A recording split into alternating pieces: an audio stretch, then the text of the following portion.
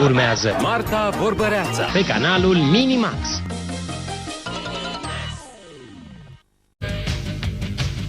Publicitate.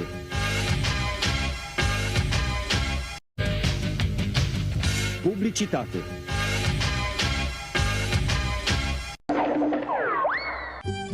Ia te uită, vin Bobiță, Buburuză, Fulgușor și Baltazar. Dar oare unde se îndreaptă coatelajul de arici? Și cine-i gândăcelul îmbrăcat în galben?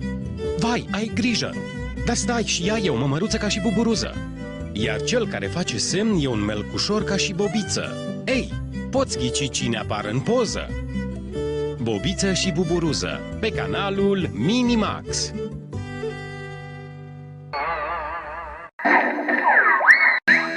Ei, care-i treaba Mimi? Lucrurile nu merg bine? Ceva dă greș tot timpul? Pun pariu că ai și acum un nou plan iscusit și totul se aranjează.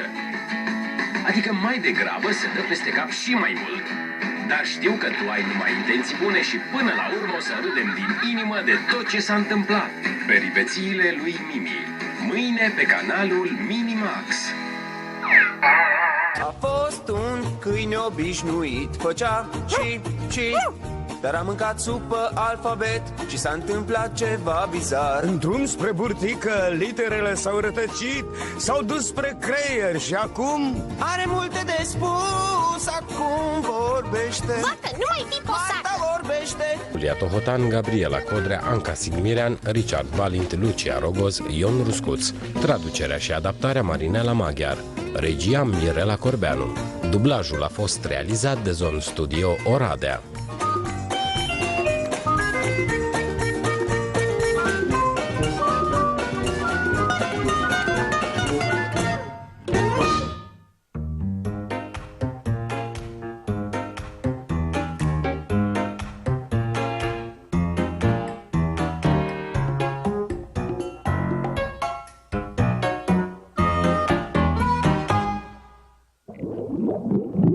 Bla bla bla. Doi TVSS!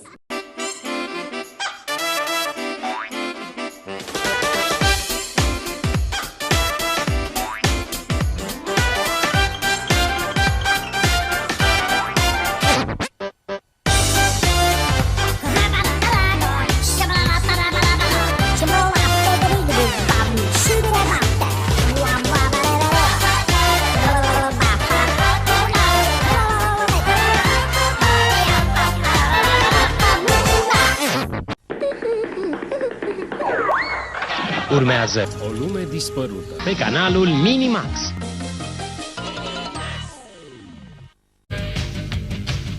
Publicitate.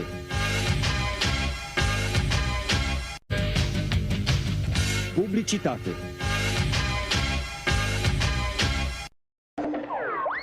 Au sosit regii deșertului, Bac vulturul, Popi vulpea și Haci hiena, care nu se sfiesc să recurgă la orice mijloace pentru a lua totul de la sărmanul Oscar, care se străduiește degeaba. Până la urmă, tot el trage ponoasele.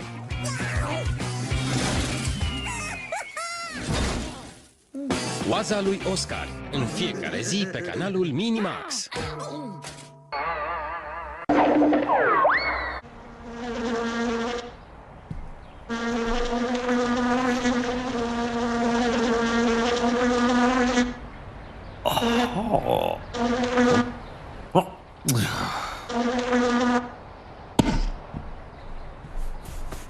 Mr. Bean, în fiecare zi pe canalul Minimax.